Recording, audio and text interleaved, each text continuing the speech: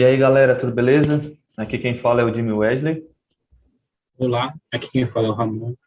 e nós fazemos parte de um programa chamado de Residência Pedagógica. Esse programa ele tem por objetivo aprimorar a formação inicial dos professores e também dar suporte, né, para os docentes da rede pública, né, as escolas públicas de ensino médio, como é o nosso foco. Bom, e como prática dessa docência, né, nesse período de pandemia, nós estamos é, praticando através de produção de vídeos, né, videoaulas para nível médio. Bom, e neste vídeo de hoje, nós vamos estar tratando aí de fundamentos da óptica geométrica, certo? Da ótica geométrica. Bem, nós vamos ver aqui conceitos iniciais, né, conceitos básicos ali mais elementares sobre ótica geométrica. Bom, nós vamos dar aqui uma visão geral, certo? A ótica geométrica, ela estuda os fenômenos ópticos, certo? Que estão relacionados com a propagação retilínea da luz, certo? Então, a ótica estuda a visão que temos dos objetos ou da imagem deles. Ela pode ser dividida em dois ramos, ótica geométrica e ótica física. Bom, em primeiro momento, né, vale destacar que essa separação aqui entre ótica geométrica e ótica física, né, está relacionado com a dimensão, certo, da ótica em geral, né? Por se tratar de um ramo de estudo muito complexo e amplo, né?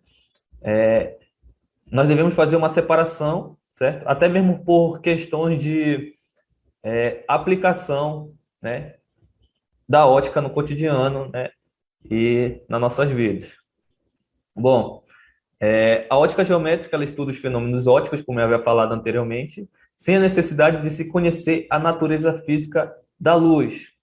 Ou seja, aqui nós tratamos apenas de estudar os fenômenos ópticos por meio da propagação retilínea da luz, certo? Sem levar em consideração, por exemplo, a natureza ondulatória ou corpuscular, certo? Da luz. Bem, como conceitos iniciais, nós temos aqui as fontes de luz, quanto à sua natureza, certo? Essas fontes de luz podem ser primárias, aquelas que emite luz própria, como é o caso do Sol, né? Um exemplo. Essas fontes de luz primária também podem ser chamadas de fontes ou corpos, né? Corpos luminosos, né?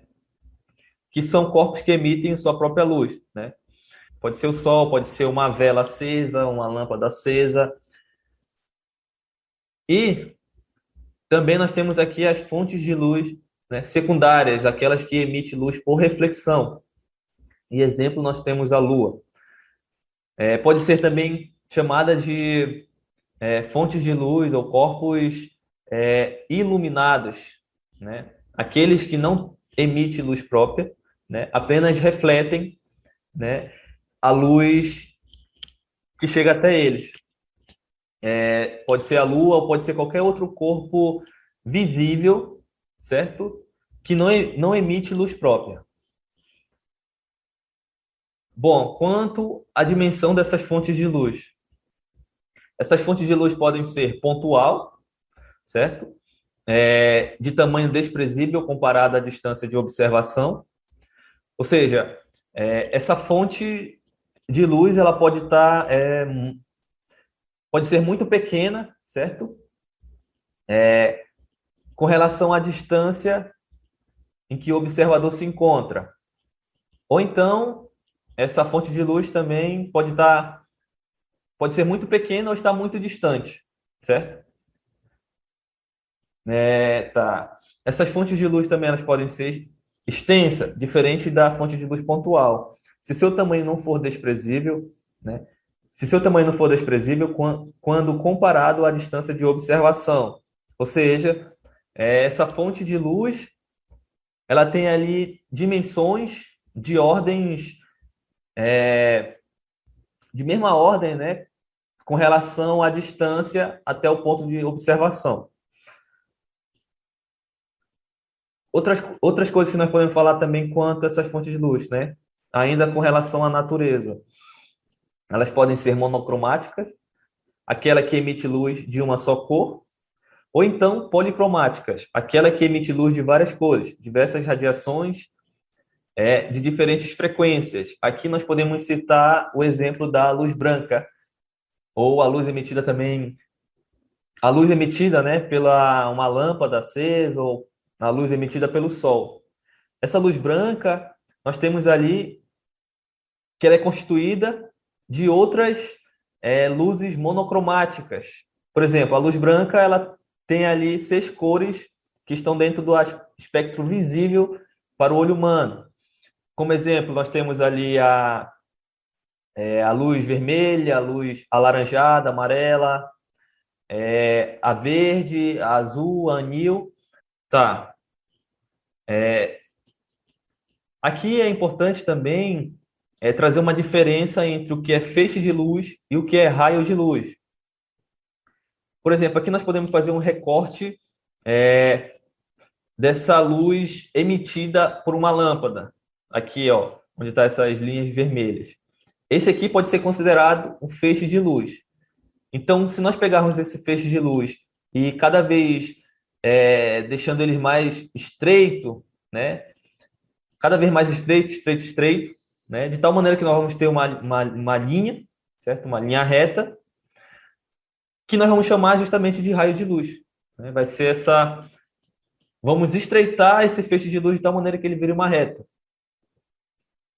E vai ser justamente o nosso raio de luz que está aqui representado nessa figura à direita, né? Que essa lâmpada emite em várias direções. E essas direções, né, dessa luz estão aqui representadas pelos raios de luz. Bem, outra coisa que nós podemos falar também, como conceitos iniciais, são os tipos de meio de propagação. Ou seja, por onde essa luz se propaga. Tem vários tipos de meio, né? Um deles é o transparente, onde a luz se propaga regularmente. Nós temos aqui o exemplo, o ar, o vidro e a água cristalina.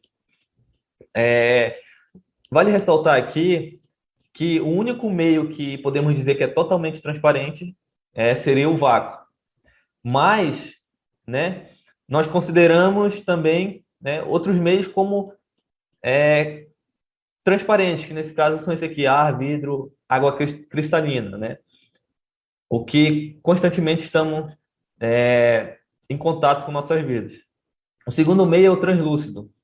É o meio no qual a luz se propaga de forma irregular. O exemplo aqui nós temos o plástico leitoso, mas temos outros exemplos também, como a água turva, um vidro fosco, um nevoeiro, né? E o terceiro meio aqui é o meio opaco, né? É o meio em que não se atravessa nenhuma luz. Um exemplo, a parede. Bom, esses meios estão relacionados com nitidez, né? Se nós temos ali uma nitidez boa, né? Ou seja, a luz que passa, por exemplo, por meios transparentes, nós temos uma nitidez boa. Conseguimos ver muito bem os objetos. Já no meio translúcido, essa nitidez já não é tão boa, né? Temos uma visão ali embaçada dos objetos. E no meio opaco nós não conseguimos ver nenhum objeto através dele, né? A luz é totalmente barrada, não é transmitida de forma alguma. Aqui nós temos os casos que eu falei, né? De meio opaco, translúcido e transparente. E aqui no exemplo A, nós temos os raios de luz, né? Que estão sendo aqui barrados por esse material que é opaco. Pode ser madeira, tijolo, qualquer outra coisa que a luz não possa ser transmitida. Aqui no meio translúcido, a luz ela é transmitida, porém, né? Como podemos ver, esses raios de luz não saem de maneira regular, né? Eles estão bem definidos, não saem paralelamente aqui, tudo bonitinho, né? Pode ver que os raios de luz, eles estão todos em direções e sentidos diferentes, né? Não estão bem alinhados, regulares. Aleatórios. O terceiro meio é o transparente. Ó. Observe aqui que agora os raios de luz eles já passam, são transmitidos, né, por esse meio transparente e saem de maneira bem regular e bem definida, né, sem as irregularidades como acontece aqui no meio translúcido. Bom, agora que você, Ramon, traga outros conceitos aí que também são muito importantes para essa aula introdutória de óptica geométrica. Certo. Vamos lá. Então, nós vamos falar dos princípios de propagação da luz. São 3. O primeiro deles é o princípio da propagação retilínea. Ou seja, a luz se propaga a partir da fonte em linha reta. Certo? Então, a partir da fonte aqui, a nossa luz vai ter sempre uma trajetória reta. Ou seja, nunca você vai ver algum tipo de curva aqui. Certo? O segundo princípio de propagação da luz é o princípio da independência dos raios luminosos. Certo? 2 ou mais raios se propagam independentemente da existência de outros na mesma região. Ou seja, a existência de um raio em uma certa região não interfere na existência de outro raio que está na mesma região. Ou seja, as características deles não se alteram. Uma maneira muito simples de você pensar nisso é você jogar 2 bolas no ar de tal maneira em que a trajetória dessas bolas em uma certa localidade elas vão se encontrar. Ao se encontrarem, essas bolas vão interagir com aquele choque mecânico e vai ter outros tipos de interação lá e a trajetória da bola vai mudar. Isso não acontece com a luz. Certo? Por quê? Porque por conta justamente do nosso princípio da independência dos raios. Certo? Elas vão se cruzar uma hora, mas uma não vai alterar a característica da outra. Certo? Aqui, ó, um exemplo bem interessante aqui, ó, esses canhões de luz aqui de boate, certo? Onde elas se cruzam aqui, olha, mas após elas se cruzarem, praticamente nenhuma característica dessa luz foi mudada. Aqui no ponto de encontro entre elas, a gente percebe, né, que tem uma certa luminosidade a mais, um brilho a mais. E esse brilho é por conta de um fenômeno que a gente vai estudar mais lá na frente na disciplina, que é chamado de interferência, certo? E quando há interferência aqui, a energia envolvida nessa região aumenta bastante. Por isso que é mais brilhoso nessa região aqui, certo? E o terceiro princípio é o princípio da reversibilidade, que diz que a trajetória seguida pela luz entre 2 pontos é a mesma indo e voltando. Um exemplo interessante é quando você está se olhando no espelho, por exemplo, e você vê o seu amigo através do espelho. E o seu amigo está atrás de você. E você consegue vê-lo através do espelho. Assim como você consegue enxergar o seu amigo também pode te enxergar através do espelho, certo?